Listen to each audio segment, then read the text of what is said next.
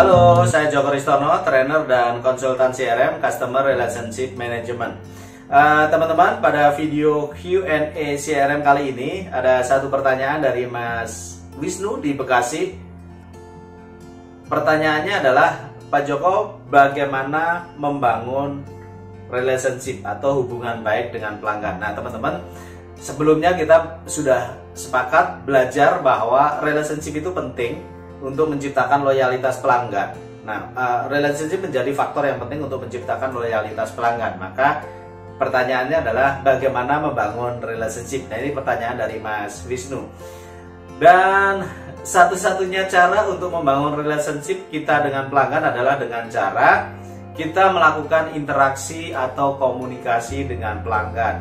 Nggak ada ceritanya kita bisa membangun hubungan baik tanpa adanya kegiatan interaksi atau komunikasi antara kita dengan pelanggan.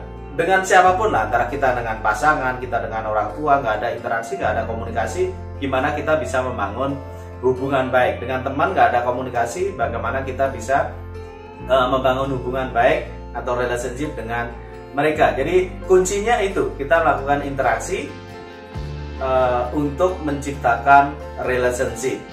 Kuncinya adalah interaksi. Nah, interaksi tadi akan menghasilkan relationship. Nah, apa pentingnya interaksi? Maksudnya apa manfaatnya interaksi? Kenapa interaksi pada akhirnya bisa menciptakan relationship antara kita dengan pelanggan? Nah, interaksi ya tujuannya adalah untuk kita ya berkomunikasi, untuk menyampaikan informasi, memberikan perhatian, untuk kita caring. Nah, kalau misalnya kita interaksinya berupa ucapan ulang tahun, perhatian. Kemudian interaksinya adalah memberikan info, Bu, poin Ibu sekarang 2.700, Ibu bisa gunakan untuk potongan belanja bla bla bla.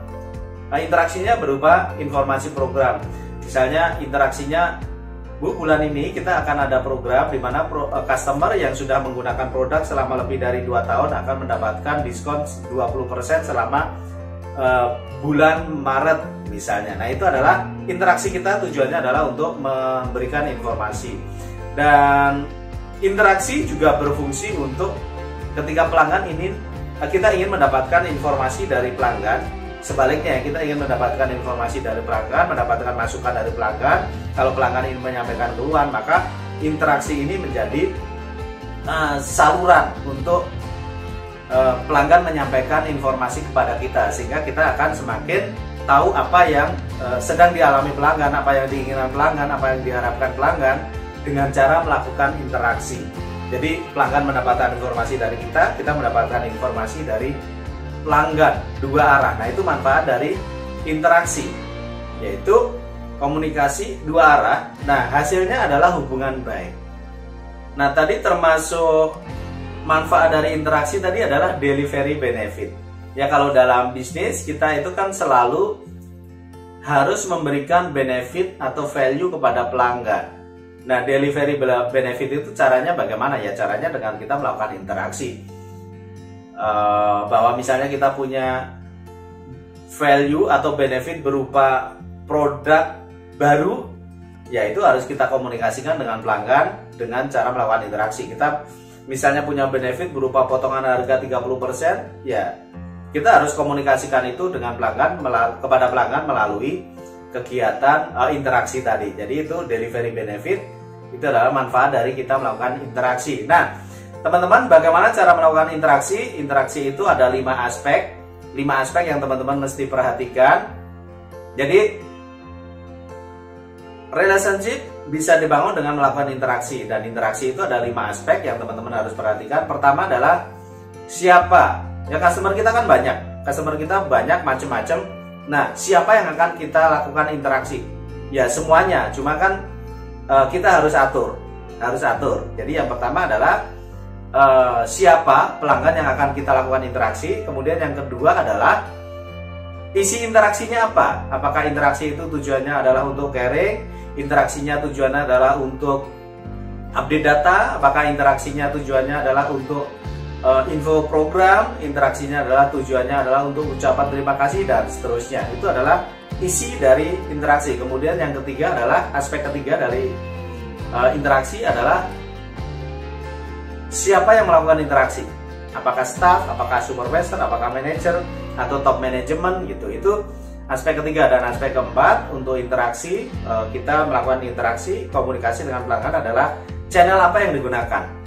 Nah, kita bisa menggunakan telepon, kita bisa menggunakan WA, kita bisa menggunakan video call, kita bisa menggunakan customer dalam event, kemudian bisa dengan sosial media, bahkan bisa dengan website, bisa. Tentu masing-masing channel tadi efektivitasnya berbeda-beda.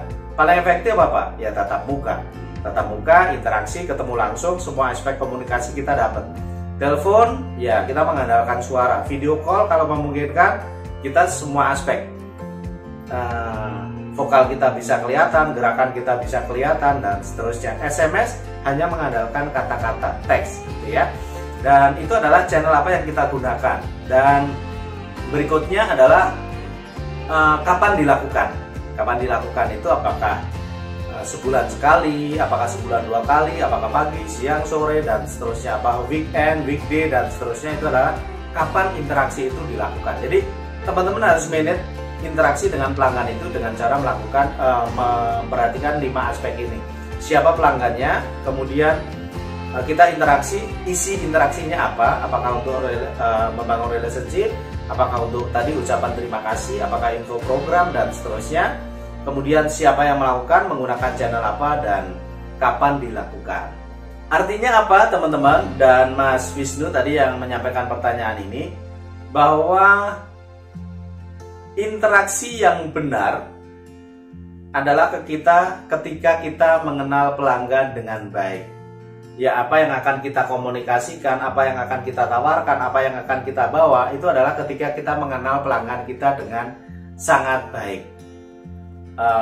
Kita interaksi dalam rangka memenuhi keinginannya, memenuhi kebutuhannya, dan memberikan solusi atas problem yang customer alami. Nah, itu adalah interaksi yang benar. Dengan interaksi seperti itu, maka hasilnya adalah customer happy dan akhirnya adalah relationship-nya terbangun. Nah, itu kesimpulannya adalah kunci untuk interaksi berarti kita harus mengenal pelanggan dengan sangat baik.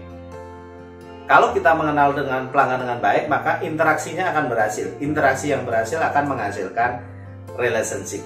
Nah, itu jawaban untuk pertanyaan bagaimana melakukan relationship dengan bagaimana membangun relationship dengan pelanggan, yaitu dengan cara melakukan interaksi.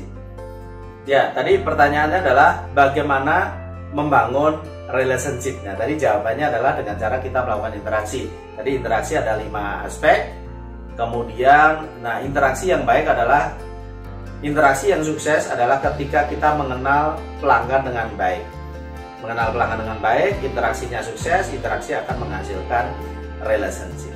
Oke, semoga untuk Q&A kali ini, pertanyaan tadi adalah bagaimana membangun relationship. Nah, semoga jawaban tadi menjadi inspirasi sehingga teman-teman bisa mewujudkan relationship yang baik antara perusahaan, antara teman-teman dengan para customer. Kuncinya adalah interaksi. Interaksi memerlukan data sehingga kita bisa mengenal pelanggan, interaksinya pas. Interaksi yang pas akan menghasilkan relationship. Terima kasih, sampai bertemu di video saya selanjutnya untuk Q&A CRM atau video seri CRM berikutnya. Terima kasih.